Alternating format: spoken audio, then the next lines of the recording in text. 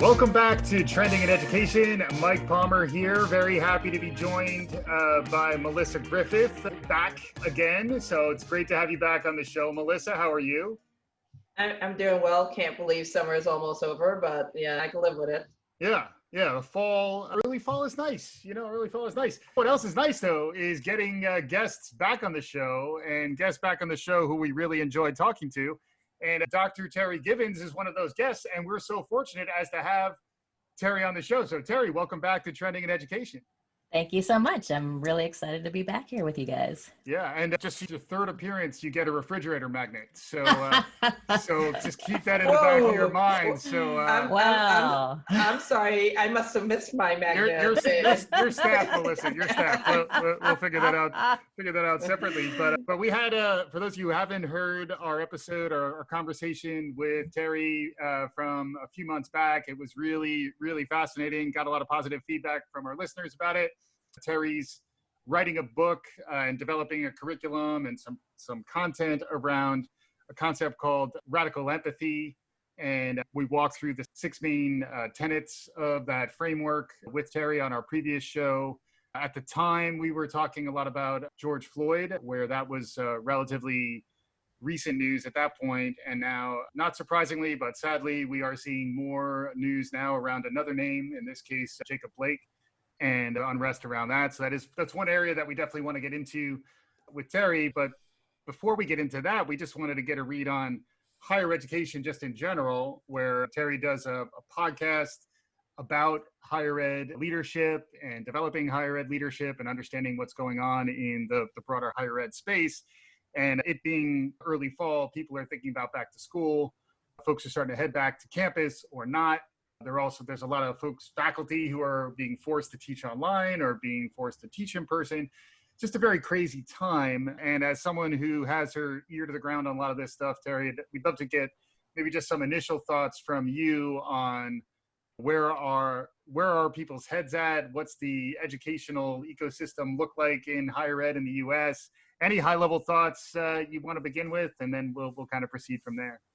Absolutely. We actually do both our podcast and a monthly webinar at the Center for Higher Education Leadership. Mm-hmm. And I made sure we did something on wellness at the end of July. Right. And then we just did a webinar last week on diversity, equity, and inclusion. And we were kind of focusing on wellness because I'm just seeing so much anxiety out there amongst faculty, amongst students, amongst parents. I'm a parent. I have my own anxiety about my son who's just headed off to school in Portland. Yeah.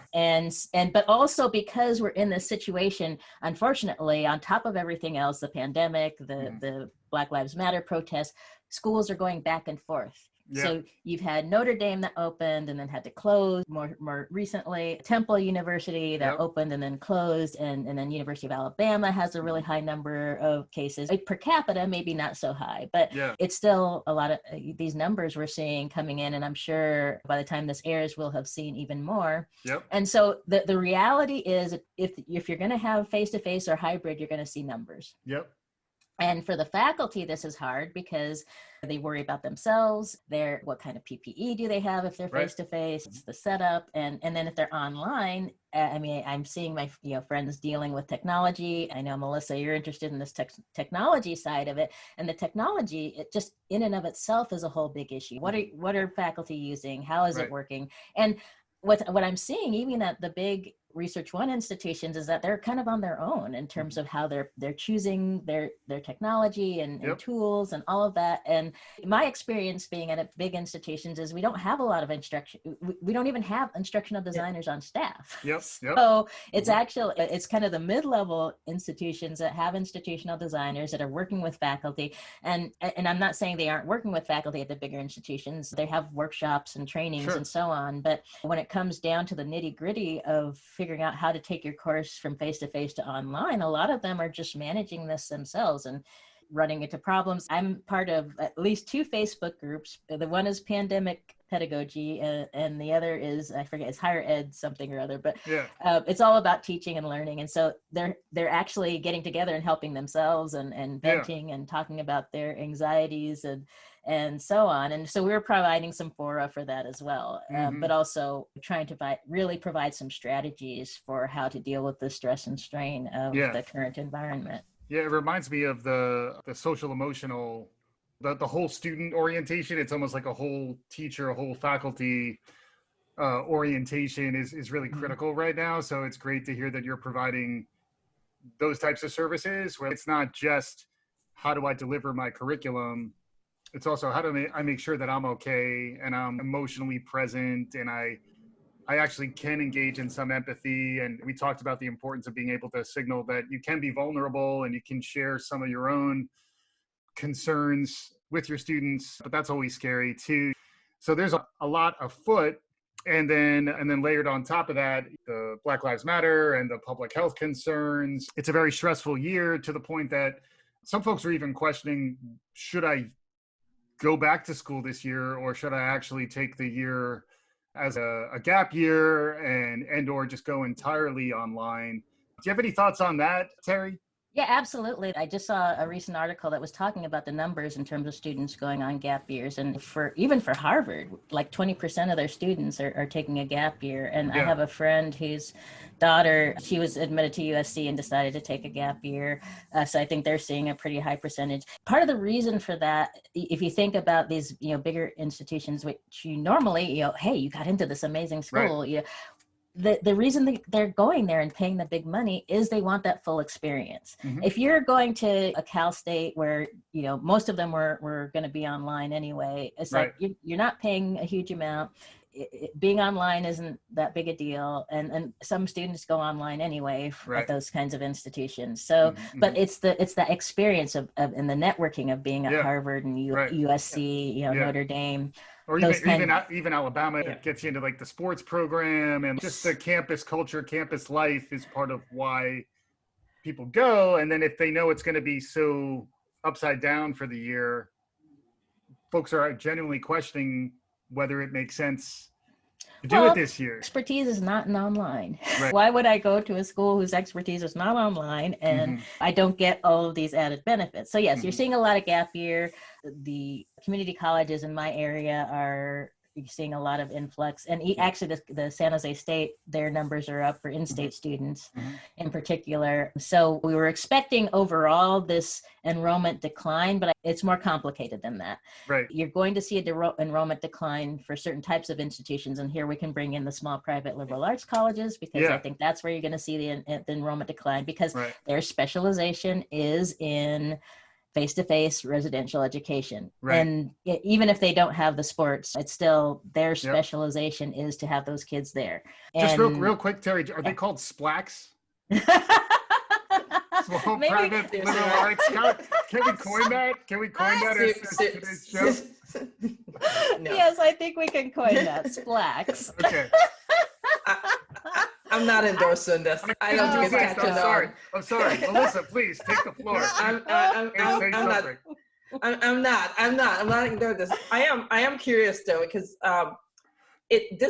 for me, I still don't know whether this pandemic is the new normal. So the gap years, what are these colleges doing to think about this, right? Because beyond the gap year, beyond your enrollment decline, you're going to have to change or die pretty much, right? So especially for the small privates, absolutely. Yeah. So I know that's something you spend time thinking about and working with. So any thoughts on that? Well, this is my big push right now for this. Okay, Melissa, I won't use SPLAC. For the small private liberal arts colleges, what they are facing is a situation where it's evolve or die. And so what we're focusing on is how can we maintain the distinctiveness of the small private liberal arts college while allowing them to take advantage of innovation, technology, finding ways to reduce tuition, because one of the big issues is cost, and giving students what they want, which is the small classes, the getting to know people. I mean, my own son is at a small college up in Portland, Oregon, which luckily he's not too close to the protests and so on. Right. But I knew what he wanted going in. He wanted that close-knit community, et cetera. I'm sure we can maintain that, but what it's going to take is consolidation. Almost every industry in this country has gone through consolidation except for higher ed. Except that it is happening in higher ed, it's just not as visible. So at the higher end, or the larger scale institutions, you have Southern New Hampshire, you have Arizona State, which are taking the lead, and Purdue is right there with them as well.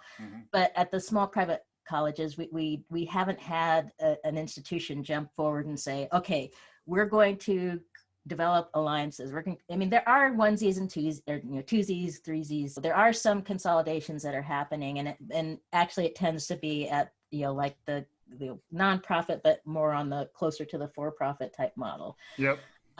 So you can think Western Governors University has some specializations in teaching and so on, and you have a national university. But really, what we need to see is the institutions that are the rock of their community. You have these small college towns that have these liberal arts colleges that's the cornerstone of their community. And we cannot afford to lose them for a variety of reasons.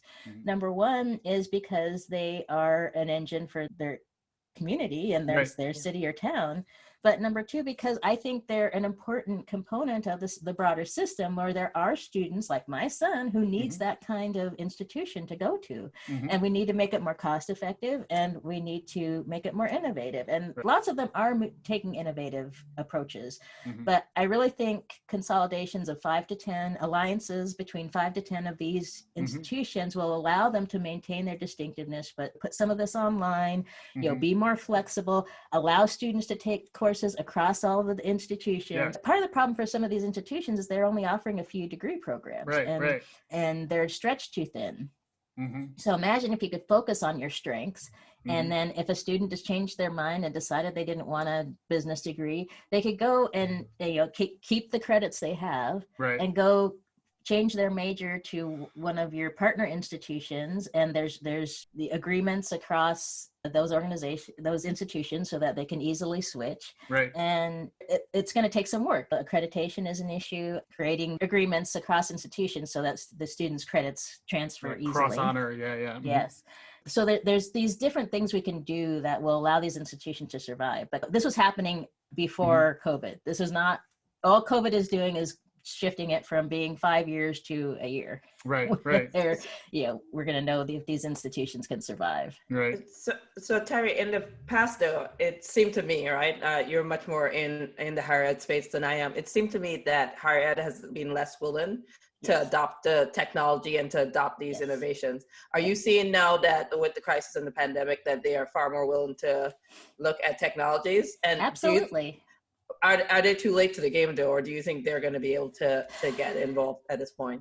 That's a good question. They are late to the game for sure. I freely admit I was one of those administrators back in the early 2000s who was very skeptical about tech and innovation. And because when I was a vice provost for undergraduate curriculum, I wasn't thinking about these things. Like, oh, okay, clickers, we have our LMS. I didn't even know much about our student information system. We had an internal one at UT, our own. And so what changed for me is about 7 years ago, I started paying attention. I'm like, wait a second, there's all these innovations happening. There's all these companies, Silicon Valley. And that's one of the reasons I wanted to get back to, I was at Austin, Texas. I wanted to get back to Silicon Valley because I really was interested in what was going on in the ed tech sector. So I had to spend years going to the conferences. ASU, GSV is a big one.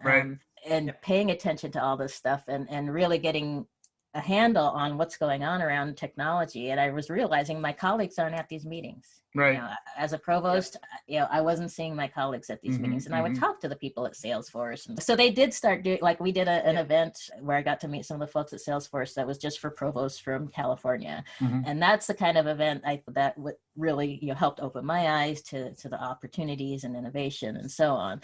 But no, higher ed is not up to speed on all this. And that's why I created the Center for Higher Education Leadership, partly is because I realized we don't have a good mechanism in place for leaders to learn all this stuff. They need to know. I mean, I'm a political scientist. Back when H1N1 flu came around and, the provost said, Terri, you're in charge of the task force. I was like, I'm a political scientist.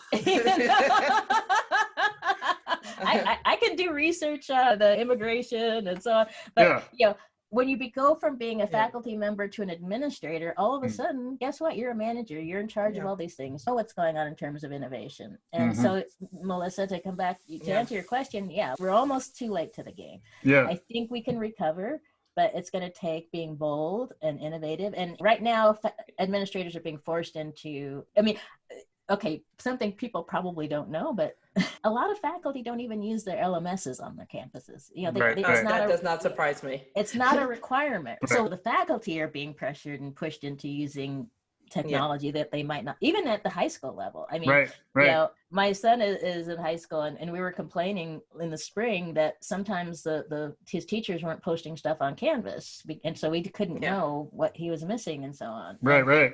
And so now they are, right? So what's happened in the space of 6 months or so is faculty are also being pushed to use the technology. And like I said before, I mean, it is causing some stress and strain, because all of a sudden people who might have been not so into technology are having to use it and understand it and work with students with it. And some of the students don't know the technology. I mean, we just assume students are these digital natives, but they aren't. A lot of them have never used an LMS. I mean, it's just like students come to college, they've never seen a syllabus before. Right.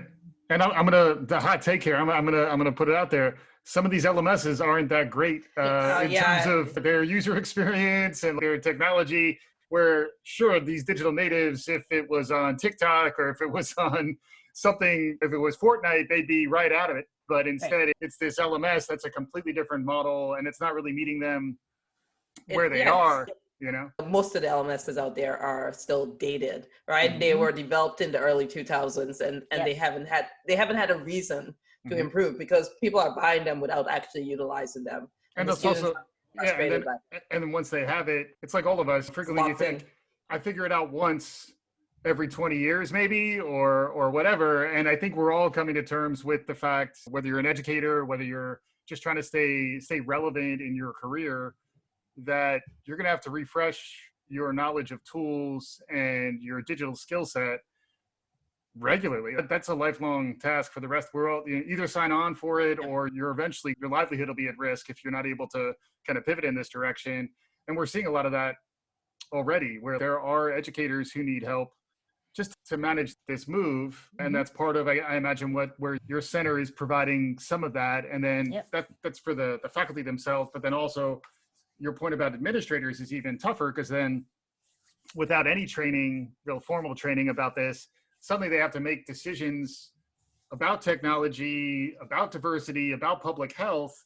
And many of them are sharp people with a lot of experience. Some folks are doing a great job, but it's hard. And without feeling like you're supported, getting back to I get social emotional, baby, but the other thing I've heard a lot about lately is just the importance of grace, giving people room to feel what they're feeling, almost just a moment of pause to allow for that. That does remind me a little bit of some of the stuff from Radical Empathy. Yes. And can you talk a little bit about that aspect of things? Yeah, because my Radical Empathy approach is focused to a certain extent on diversity, equity, and inclusion, but it's also just in general. We need to give ourselves, look inside, with this willingness to be vulnerable and say, I mean, frankly, just if you think about leadership, leaders who are willing to be vulnerable and say, I don't understand this and I'm having a hard time with it. It's so funny. I mean, I sent a note to the school principal and said, I understand you guys are struggling with this. Sometimes just sending a note and saying, we're struggling too.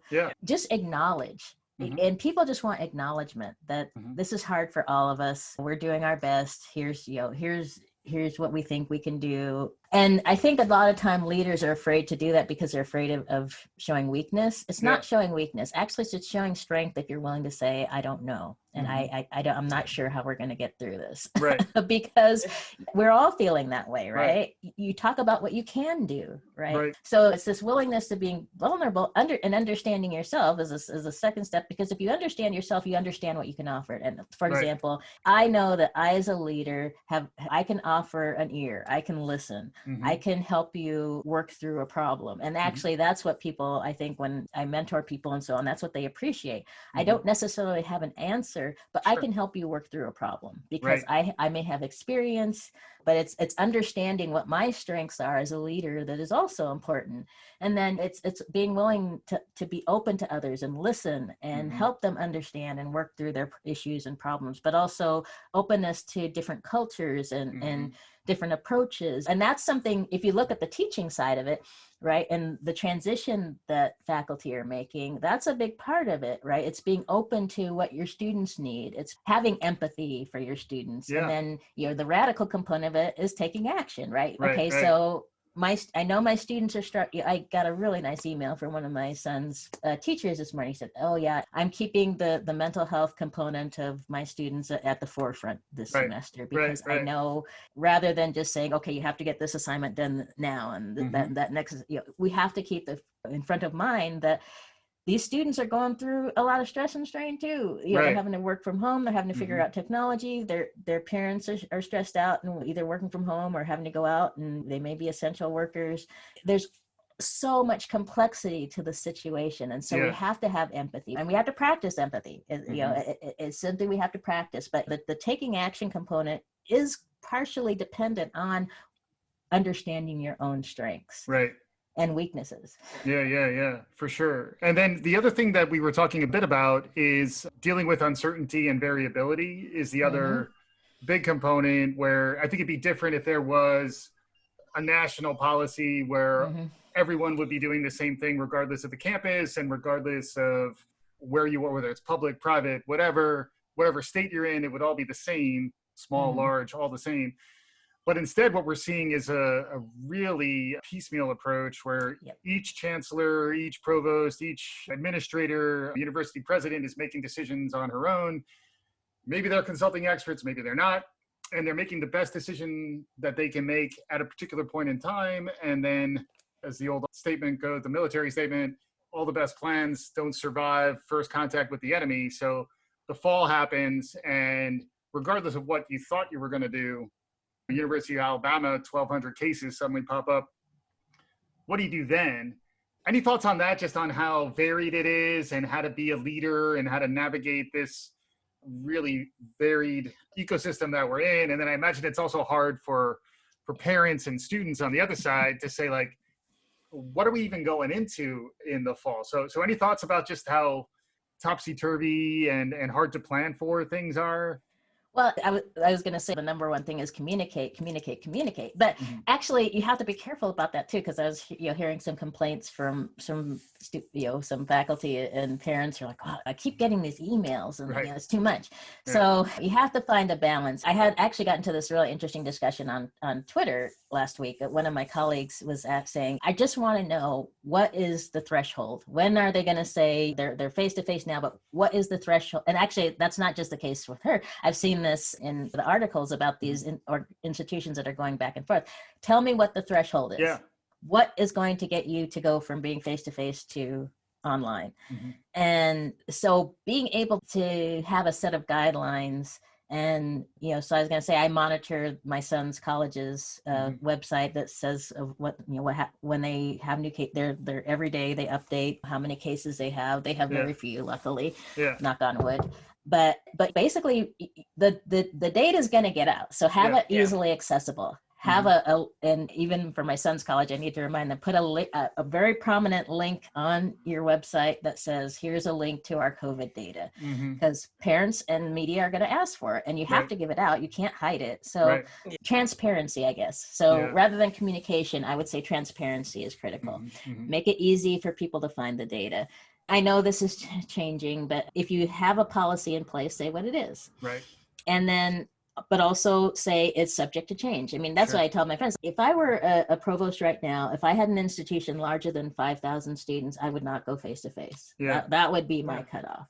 But if I did go face-to-face, because let's say my board of trustees, which is happening in some cases, boards of regents, boards of trustees saying, no, or even governors, are saying you're not going to get funding unless you go face-to-face. I would say, okay, then here's my criteria for when we would have to switch, or we're just not going to switch and we're going to put up with however many cases we get, we'll deal with it. Yeah. And that's probably the toughest angle. It seems like if you're not prepared to go online, you're in trouble, because you almost have to build in the idea that you may go online. Otherwise, you're not accounting for that possibility. If you're not prepared to go online, you're delusional at this point, right? Because you don't know what you don't know. Terri, you touched on an interesting point that I don't know how much we want to get into it, but I'll throw it out there. Right, there is not a coordinated national level, and so from the president down to the governors to this, it's not, right. And so I imagine as universities, it's really hard to decide what's right for you. And then as parents, or even, I think if I was a parent, I would be concerned at this point that my kid that goes to University of Alabama has to go back to school, but my kid that is going to school in Portland is not, right? The situation is the same. So what is making the response different?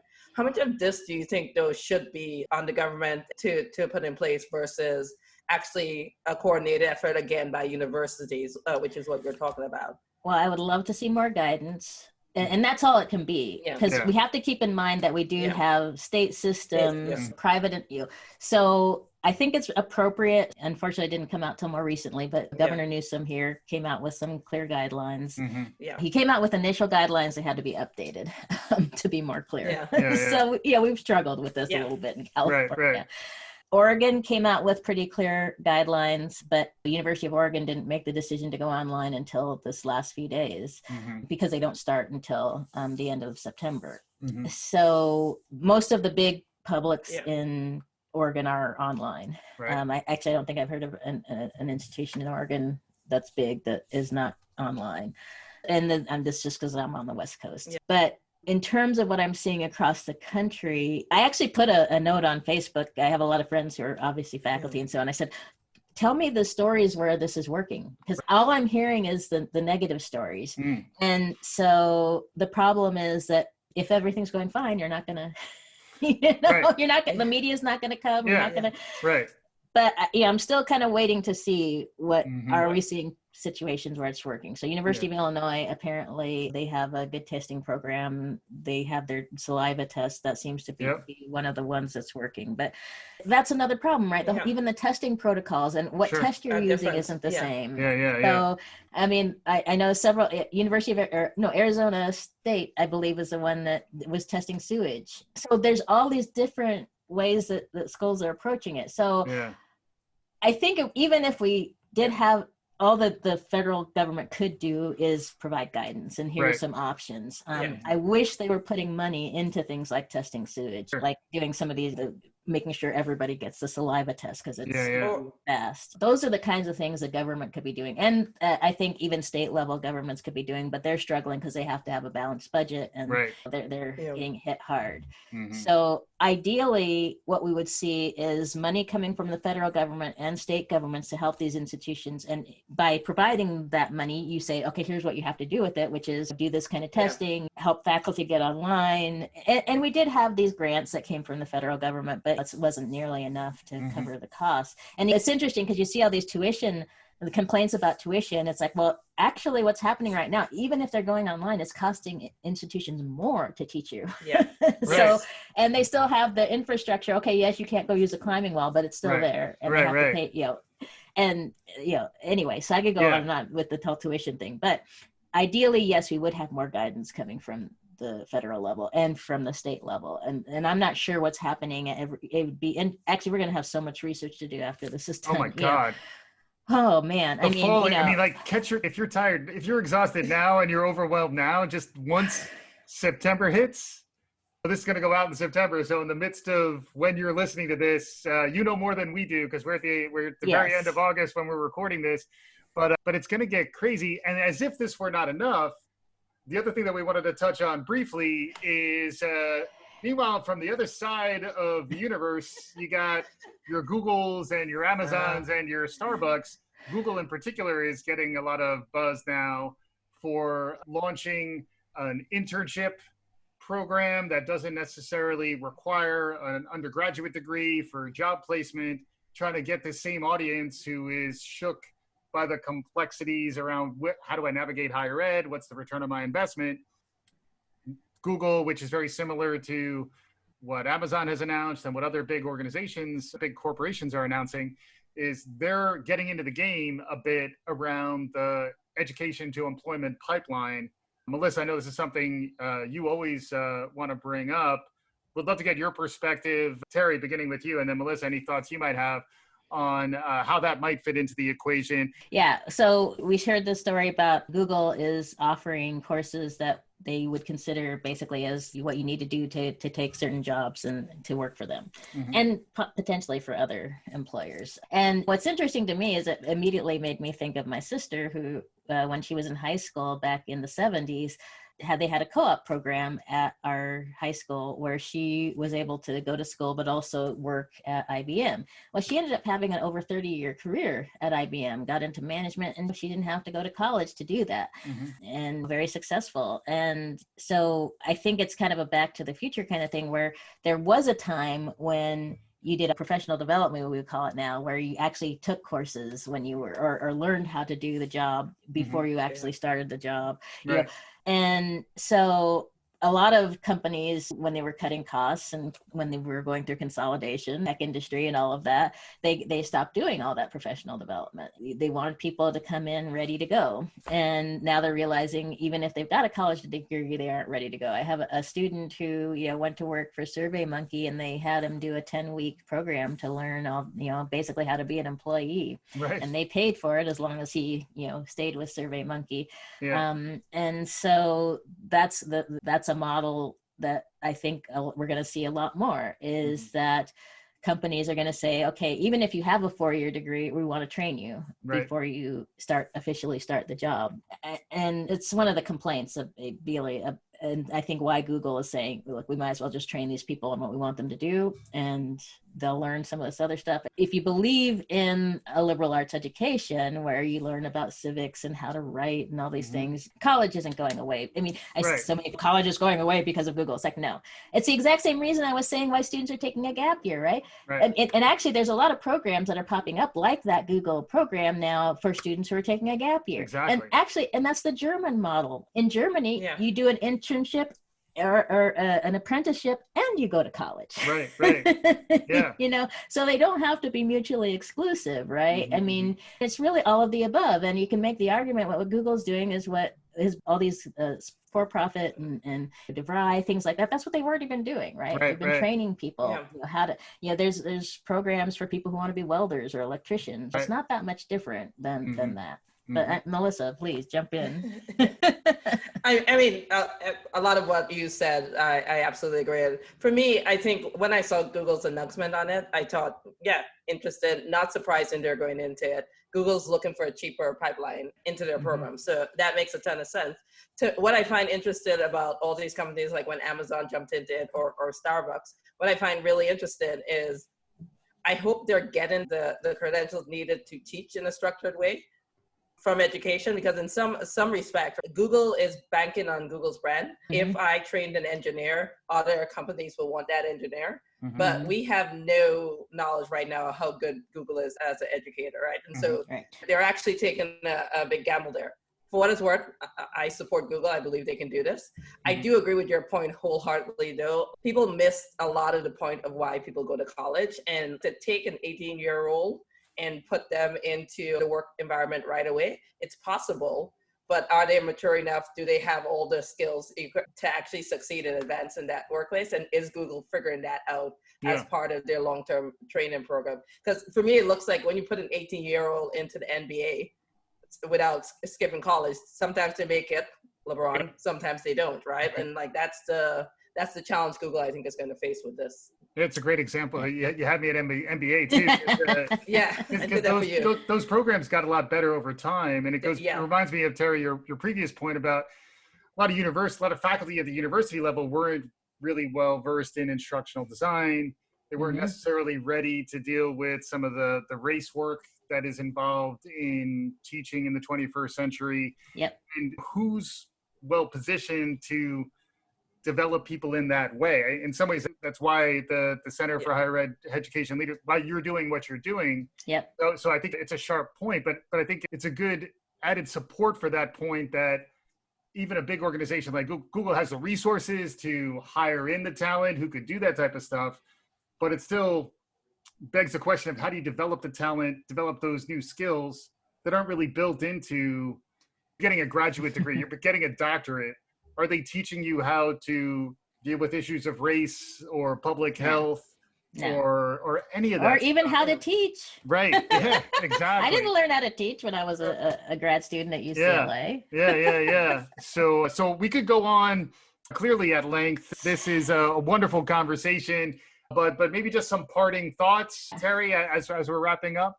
Well, I encourage people to come and check us out. We're going through a rebranding. We're still going to be the Center for Higher Education Leadership, but we're going to be calling ourselves Brighter Higher Ed.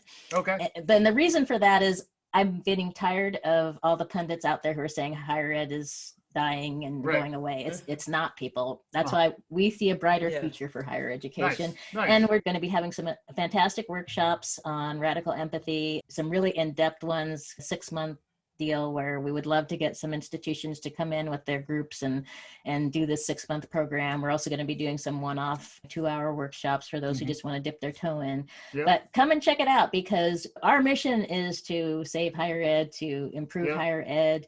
And I would just say, let's take advantage of the situation and really try to be innovative and create change and help students. Let's ease the burden on our students and faculty and give them what they need to be successful. Yeah, fantastic stuff. Dr. Terri Givens, Brighter Higher Ed, the Center for Higher Education Leadership. Always a pleasure to have you on.